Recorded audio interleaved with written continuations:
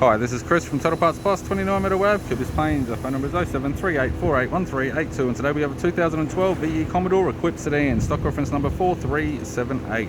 This shape runs from the 8th month of 2009 through to the 4th month 2013. It has an LFW 3-litre V6 petrol engine backed by an automatic rear-wheel drive transmission. LFW 3-litre V6 petrol engine. This vehicle has sustained damage on the right hand side. We have the bonnet, which has a couple of small dents, radiator grille, right hand headlight, right hand fog light. It's got a tidy front bumper cover. We have the left hand headlight, left hand fog light. This vehicle is fitted with factory 18-inch alloy mags. The left front has a good tyre. We have the left power door mirror. Both left hand doors appear to have no damage. Left rear 18-inch factory alloy mag with a good tyre. We have the left hand tail light. Boot lid appears to have no damage. It's got a Heyman and Reese tow bar, supplied with all bolts, brackets, loom and module. Right hand tail light.